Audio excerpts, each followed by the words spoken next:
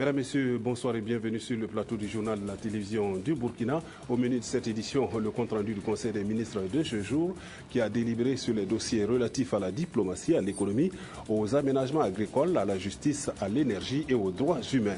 Des communications orales et des nominations ont aussi été au menu de ce Conseil présidé par le chef de l'État.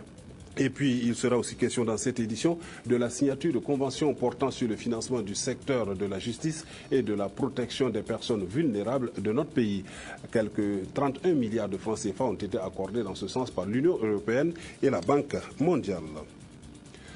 Le Conseil des ministres s'est donc penché ce jour sur différents dossiers et parmi eux le transfert de gestion des crédits aux différents ministères et institutions, la réglementation du sous-secteur de l'électricité, la réalisation d'une piste rurale dans le Sahel et la thématique de la célébration du 11 décembre prochain. Le résumé avec Adama Koulibaly.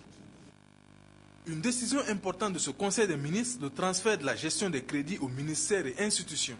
Nous avons rendu compte au Conseil de l'état de mise en œuvre le transfert progressif des crédits budgétaires, initialement inscrits au ministère de l'économie et des finances au niveau des dépenses communes interministérielles et transférés au niveau des départements ministériels et institutions.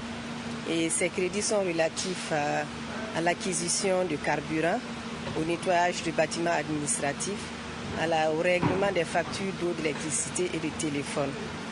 À ce jour, ce transfert est effectif dans les domaines que je viens de citer, mis à part l'eau. Et nous avions également, dans le cas spécifique de l'électricité et du téléphone, procédé à l'assainissement des lignes téléphoniques à travers la résiliation de 412 lignes téléphoniques et de la suspension de plus de 1000 lignes téléphoniques, l'ajustement des puissances souscrites au niveau des compteurs. Et cela nous a permis d'économiser 1 million à peu près de francs CFA pour les lignes résiliées et aussi un gain de plus de 1 milliard de francs CFA à travers l'ajustement des compteurs. Et toujours dans la quête de meilleures stratégies pour gérer l'énergie au Burkina Faso, 2 décrets portant réglementation du sous-secteur de l'électricité ont été adoptés. La SONABEL est une société d'électricité, mais c'est le pouvoir régalien de l'État qui transfère ses compétences à la SONABEL.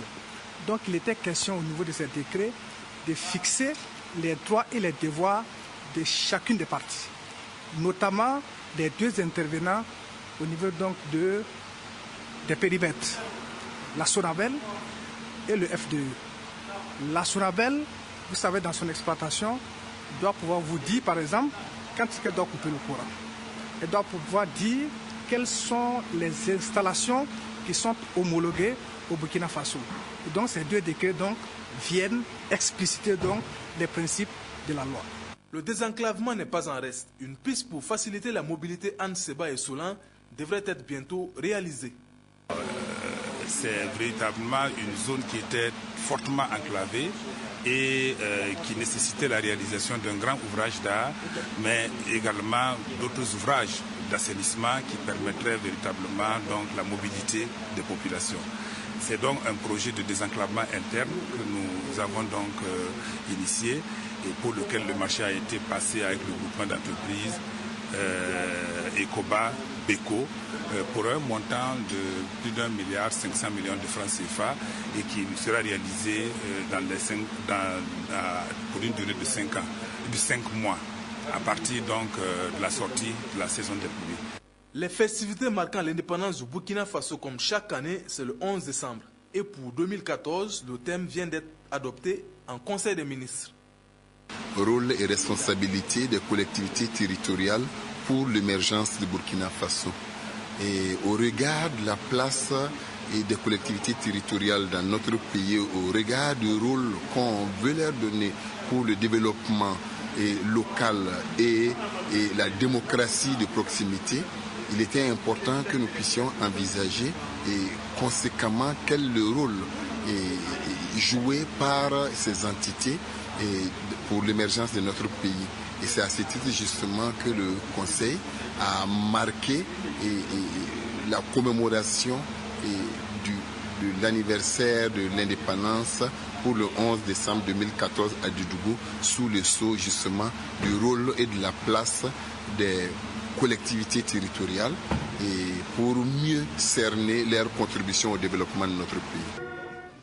Et le Conseil a par ailleurs entendu le rapport sur les résultats du BEPC et pris acte du début des épreuves du baccalauréat pour demain jeudi. En outre, le lancement du projet emploi des jeunes et développement des compétences a été discuté, de même que la Convention internationale contre les disparités forcées et les pensions en faveur des retraités. Adama Koulibaly. Avec un taux de 28,6%, soit environ 51 000 admis sur plus de 184 000 candidats, le BEPC 2014 aurait fait mieux que la session précédente. Vous vous rappelez qu'il y avait 184 000 candidats environ qui étaient au départ. Ils ont terminé avec 51 000 et quelques candidats qui ont été admis, donc soit un pourcentage de 28,62% d'admis, dont contre 22,57% l'année dernière. Donc ça veut dire que les résultats de cette année se sont quand même améliorés de 6,05% au total. Alors nous avons établi un tableau des résultats par région et encore une fois, nous pouvons déjà annoncer que c'est la région du centre-est qui s'est retrouvée encore une fois, en tout cas premier parmi les 13 régions du Burkina Faso. Pour l'examen du baccalauréat qui commence demain 19 juin et cela jusqu'au 7 juillet, tout se prépare bien avec des innovations. Il y a naturellement le baccalauréat technique qui dure un peu plus longtemps, mais quand nous disons ces dates, c'est des dates un peu d'ordre général. Alors cela va mobiliser 59 986 candidats au plan territorial de manière générale. Et vous avez parmi ces candidats-là, 37% sont des filles. Ça veut dire que finalement, on commence à tendre vers la vraie parité de manière aléatoire au niveau effectivement du genre concernant donc ces examens. Alors une particularité, c'est qu'on élargit un peu plus en tout cas l'informatisation au niveau des jurys et aussi les villes de Ouagadougou et de Bobo-Dioulasso, parce que les critiques qu'on avait, c'est que des candidats pouvaient avoir un très long déplacement pour aller dans leur centre. Donc nous faisons cette année l'expérience totale sur les villes de Ouagadougou et de Bobo-Dioulasso divisées en zones. Ça veut dire que si l'élève était dans une zone donnée, en tout cas on mettra tout en œuvre pour qu'il compose dans cette zone pour permettre à ce que les centres de composition soient les plus proches possibles effectivement donc des candidats. Il a été aussi question du lancement du projet emploi des jeunes et développement des compétences d'un coût de plus de 25 milliards de francs CFA sur la période 2014-2018 qui va concerner près de 48 000 jeunes de 16 à 35 ans. 35 000 jeunes vont être impliqués dans des travaux à haute intensité de main-d'œuvre, mais l'innovation ici est que le jeune est encadré pendant les 6 mois qu'il sera dans les travaux à haute intensité de main-d'œuvre. Il sera encadré en termes d'appui conseil. Il va avoir des émoluments, il y aura des petites retenues, il va avoir des crédits, des kits d'installation, de telle sorte que quand il sort des travaux à IMO, il peut s'installer et monter sa propre affaire pour ne plus retourner au chômage. Voilà la grosse innovation. Et voilà ce que la composante numéro 1 va traiter. Quant à la composante numéro 2, voilà, c'est maintenant la formation, l'acquisition de compétences professionnelles. Et là, ça va toucher 13 000 jeunes. Bon, partout, on essaie de faire soit 50% de garçons, 50% de filles pour la composante numéro 1. Et au niveau de la composante numéro 2, on vise au moins 30% de jeunes filles. Donc, c'est 48 000 jeunes en tout. 35 000 pour les travaux à IMO, 13 000 pour le volet développement de compétences qui va couvrir le territoire national. Le Burkina Faso a ratifié depuis 2009 la Convention internationale contre les disparitions forcées, dont le premier rapport vient d'être élaboré.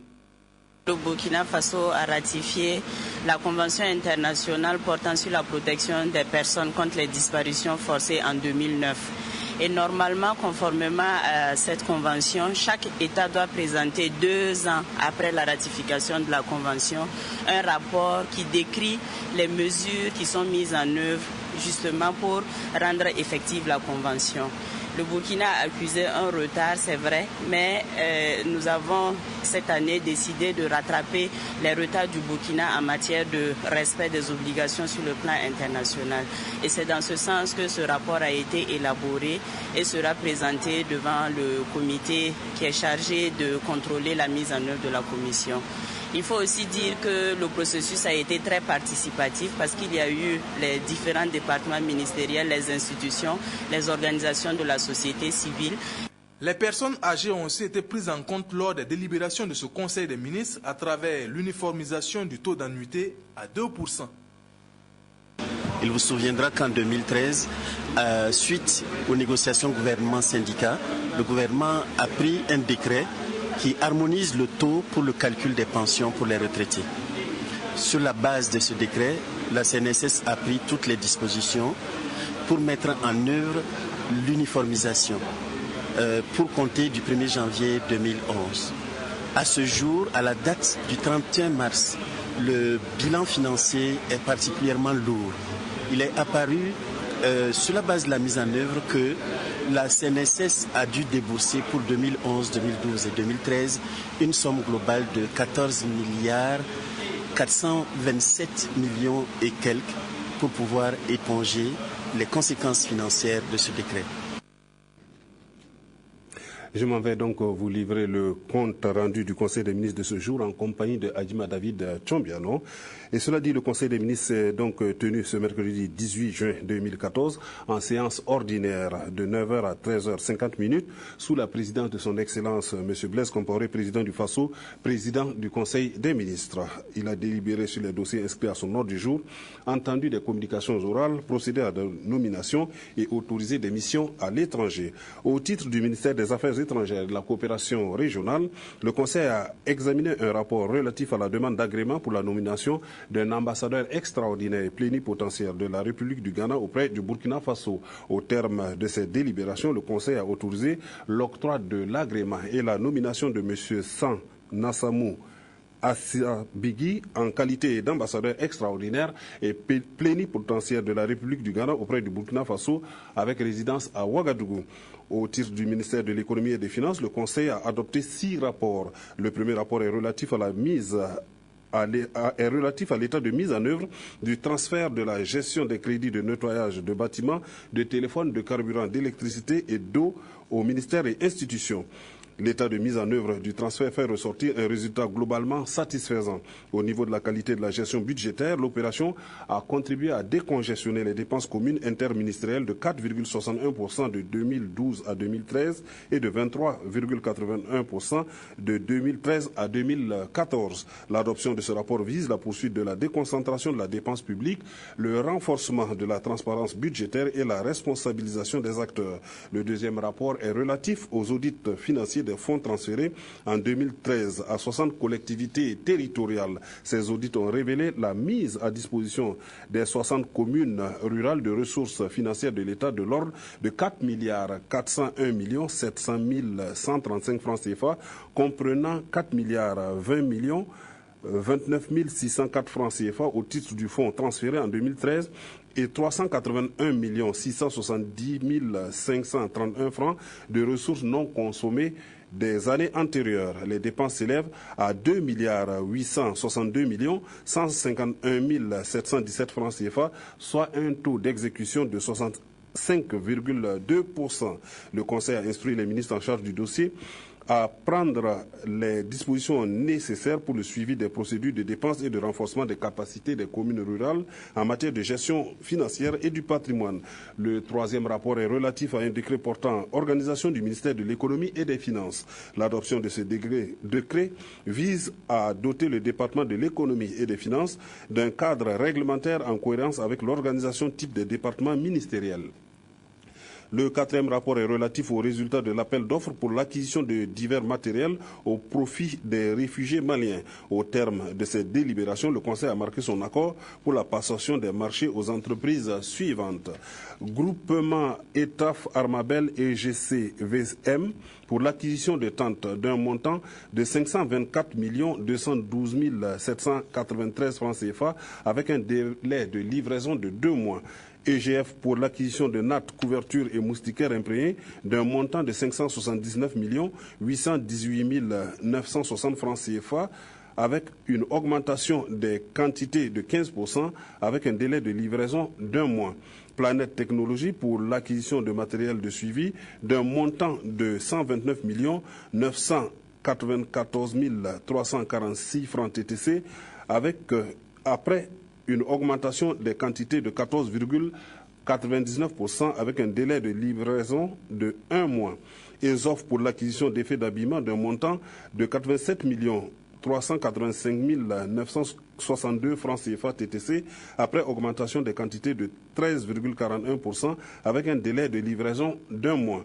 Garage Formule 1 pour l'acquisition de pièces de rechange d'un montant de 68 80 100 francs TTC après une augmentation des quantités de 13,58% avec un délai de livraison d'1 mois. Et GTA International SARL pour l'acquisition de produits d'entretien d'un montant de 36 629 802 francs CFA TTC après une augmentation des quantités de 14,75% avec un délai de livraison d'1 mois.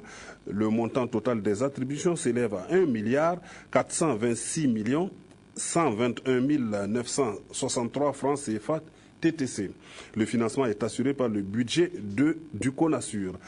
Le 5e rapport est relatif aux résultats de l'appel d'offres pour les travaux d'aménagement de la piste Seba-Solan dans la région du Sahel. Au terme de ces délibérations, le Conseil a marqué son accord pour la passation du marché au groupement d'entreprises Ecoba-Beco pour un montant de 1 528 825 464 francs CFA TTC avec un délai d'exécution de 5 mois. Le financement est assuré par le budget de l'État gestion 2014.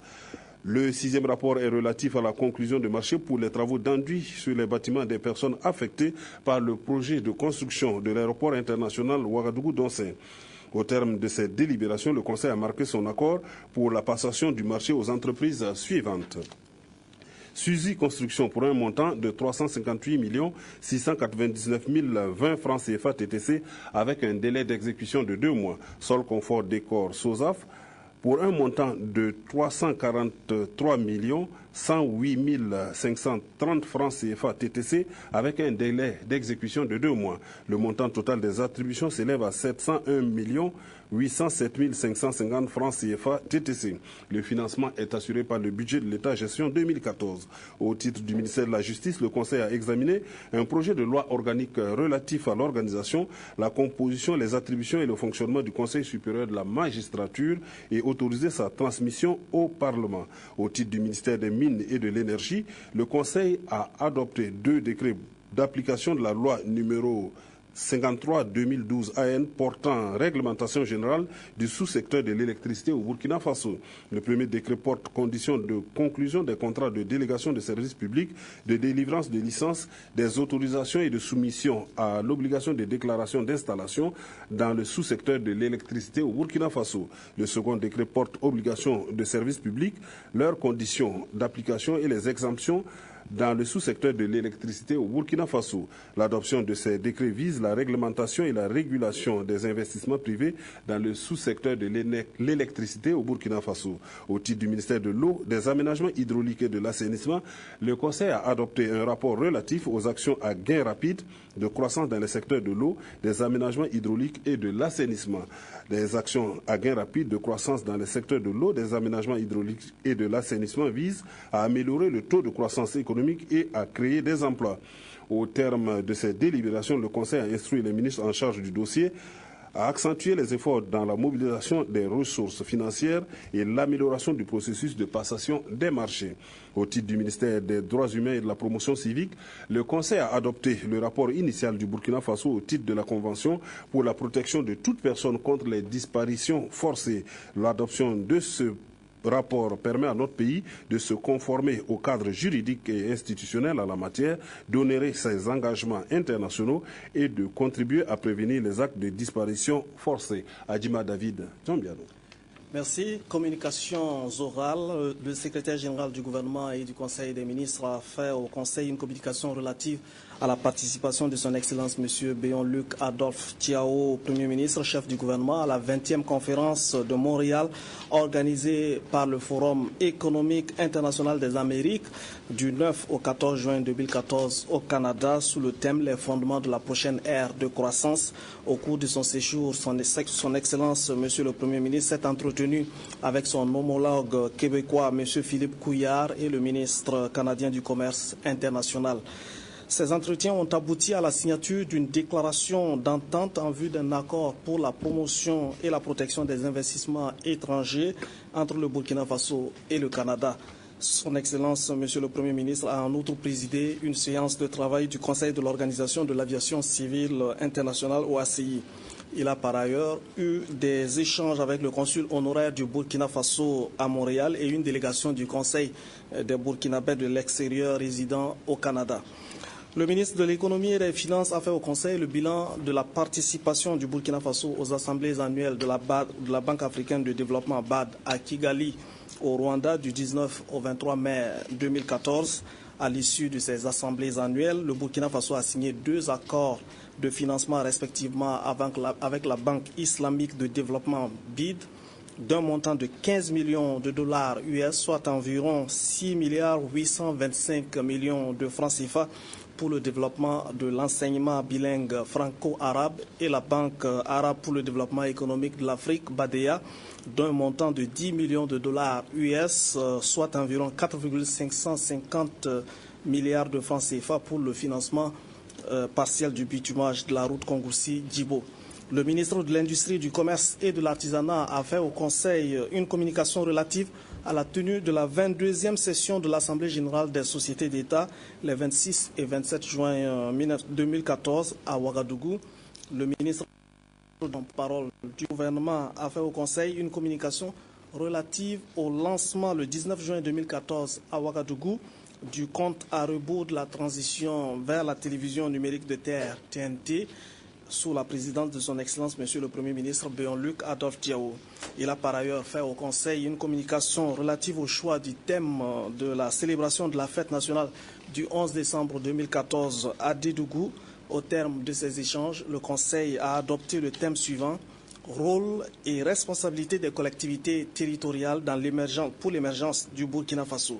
Le ministre des Enseignements secondaires et supérieurs a fait au Conseil une communication relative au déroulement de l'examen du BPC session 2014. Le taux national de succès au BPC de la session de 2014 est de 28,62% contre 22,57% en 2013, soit un taux d'accroissement de 6,05%. Il a en outre informé le Conseil du lancement officiel des épreuves du baccalauréat le 19 juin 2014 à Dori, province du Sénou, région du Sahel. Le ministre de la Jeunesse, de la Formation professionnelle et de l'Emploi a fait au Conseil une communication relative au lancement du projet Emploi des jeunes et développement des compétences PEJUSDC le 20 juin 2014 à Ouagadougou, sous le haut patronage de son Excellence Monsieur le Premier ministre, chef du gouvernement, Alfred Dikima. Nomination à présent, nomination dans les fonctions individuelles au titre du ministère de l'Économie et des Finances. Madame Noélie Nitié-Matiendre-Bego, matricule 96 908P, administrateur des services financiers première classe 4e échelon, est nommé contrôleur interne du Fonds d'appui aux activités rémunératrices des femmes. Monsieur Mahmoudou Traoré, matricule 29 732U, inspecteur des impôts première classe 9e échelon, est nommé membre permanent de la Direction générale des impôts à la coordination nationale de la lutte contre la fraude. Au titre du ministère de la Justice, M. Berdao Gustave Kam, matricule 30 126B, magistrat grade exceptionnel, classe exceptionnelle, est nommé chargé de mission. M. Tezounou Mathieu Koyo, matricule 10 137K, magistrat classe exceptionnelle, 4e échelon, est nommé chargé de mission. M. Idrissa Kéré, matricule 30 141V, magistrat grade exceptionnel, 4e échelon, est nommé chargé de mission. M. Étienne Sombier, matricule 130 216R, matricule premier grade, 4e échelon, est nommé directeur du Fonds d'assistance judiciaire.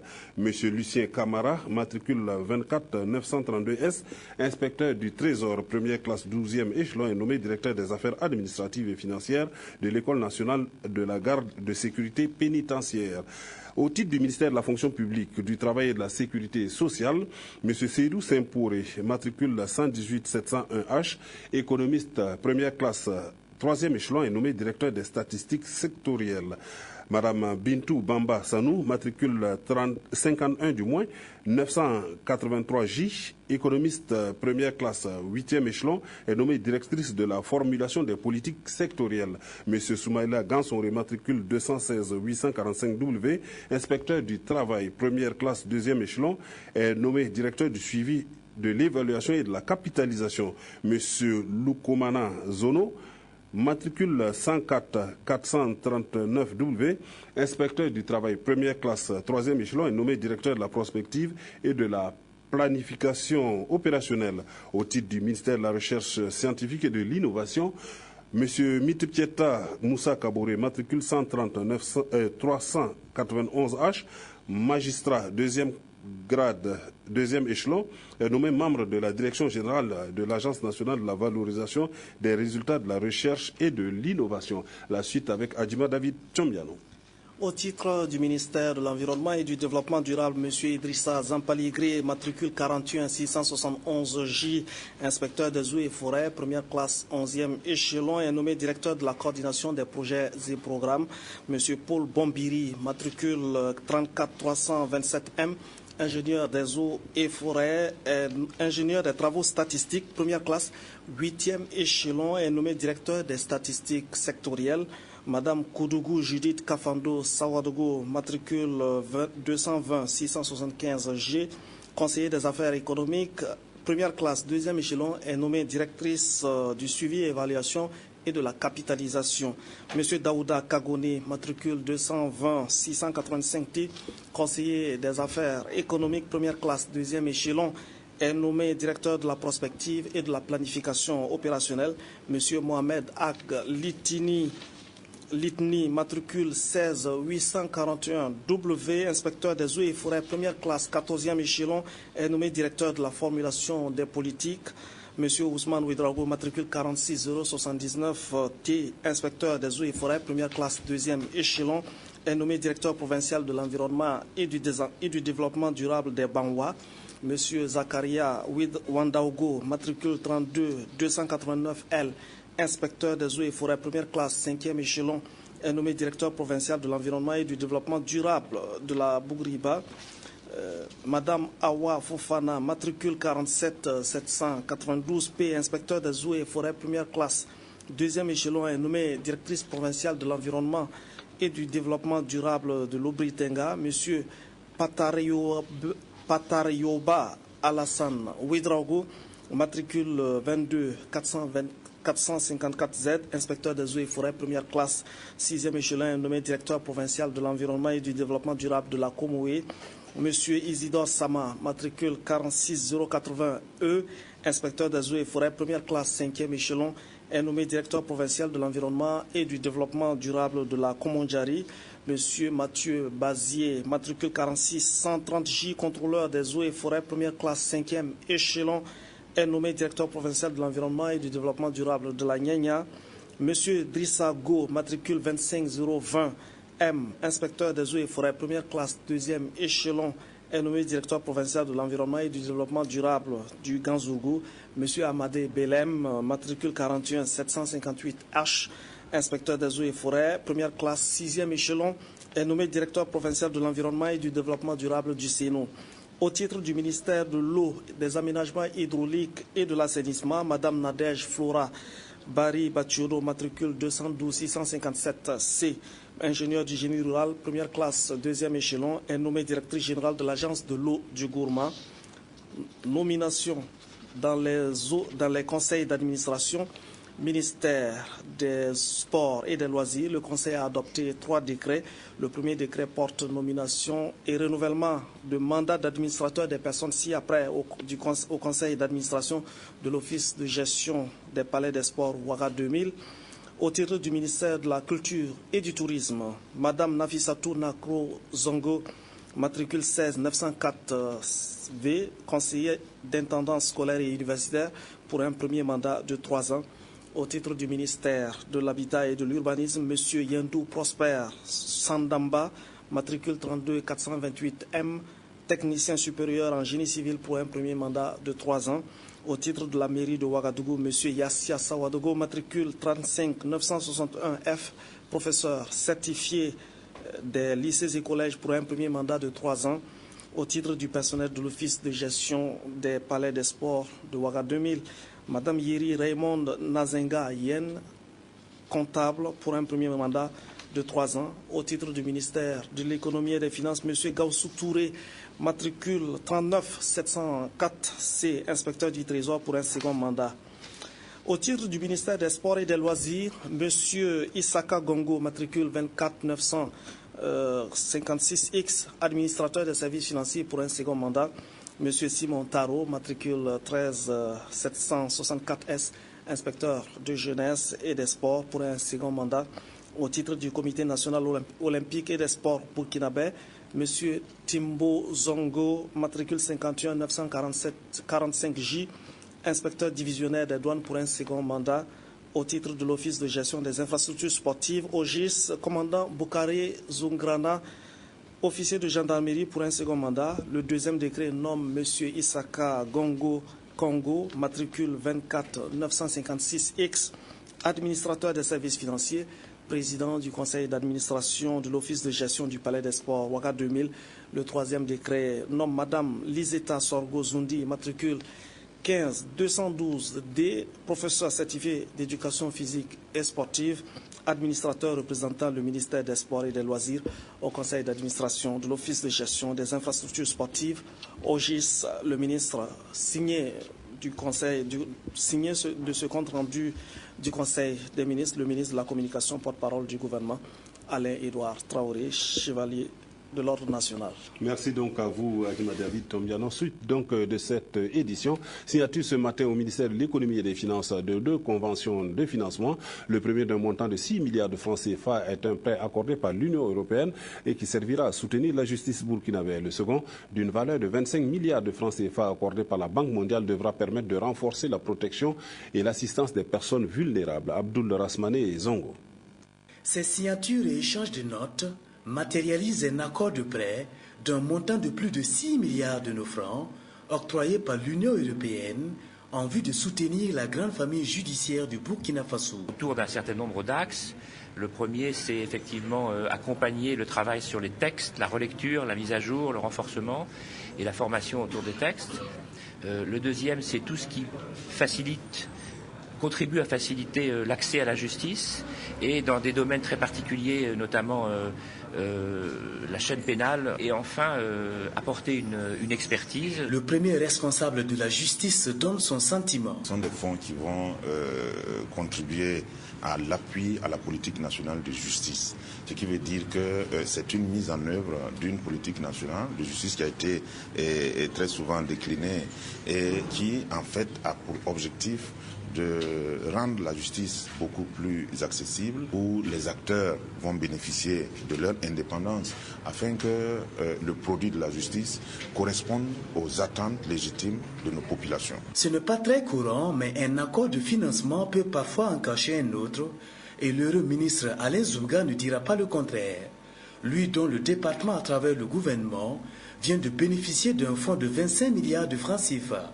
Objectif: consolider la protection et l'assistance sociale des populations très pauvres issues de 3 régions et 7 provinces du Burkina Faso. C'est une très bonne nouvelle, c'est pas souvent qu'on peut avoir une telle contribution, un appui aussi important de la Banque mondiale. C'est un projet innovant et nous allons tout faire pour que ça réussisse. La Banque mondiale justifie ce prêt. Le montant de 25 milliards de francs CFA est destiné à la population les plus vulnérables dans les régions où on a les ménages qui souffrent, qui sont vulnérables et qui sont pauvres.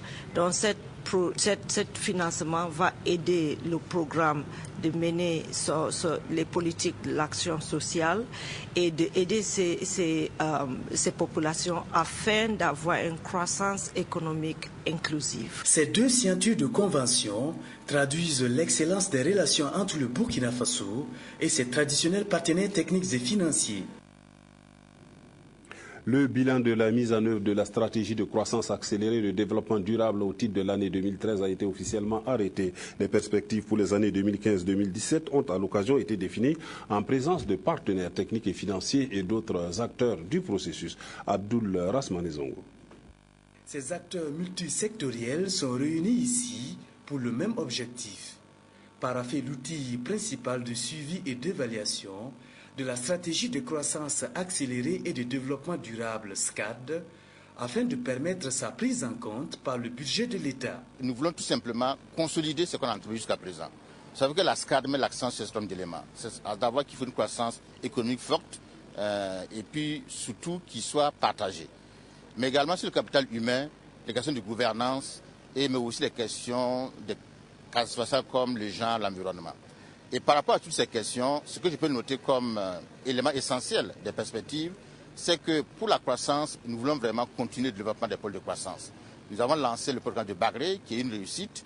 Nous allons continuer à renforcer sa mise en œuvre, mais aussi lancer prochainement un nouveau pôle de croissance qu'on appelle le croissance du Sahel, autour tout soit des potentialités minières, mais aussi de l'élevage. La matrice de performance de la SCAD est un document articulé en 7 parties, dont les principaux axes stratégiques et domaines prioritaires étaient sur la table de discussion et laissés à l'appréciation des partenaires techniques et financiers. Les partenaires techniques et financiers sont satisfaits de la tenue régulière donc de ce processus de revue de la SCAD, qui, comme M. le ministre a dit, est le référentiel pour le gouvernement, mais c'est aussi le point d'entrée pour tous les partenaires techniques et financiers. Et donc sa revue revêt un caractère important pour nous et nous soulignons avec satisfaction donc, le caractère participatif où tous les acteurs sont impliqués. Les partenaires techniques et financiers ont également encouragé le gouvernement à faire un suivi plus exhaustif en prenant en compte les matrices sectorielles ainsi que les recommandations. Et puis l'actualité, c'est aussi la Coupe du Monde. Cet après-midi même, les Pays-Bas se sont imposés devant l'Australie par le score de 3-2. L'Espagne, quant à elle, a sérieusement compromis ses chances de qualification pour les huitièmes de finale. Les champions en titre sont tombés une nouvelle fois sur le score de 2-0. La troisième et dernière rencontre de la journée est prévue pour 22h entre les Lions indomptables du Cameroun et la Croatie. Rendez-vous donc tout à l'heure pour suivre ce match qui intéresse beaucoup le continent et le Burkina. C'est la fin de cette édition. Merci de l'avoir suivi. Je vous souhaite de passer d'excellents moments en compagnie des programmes de la télévision du Burkina.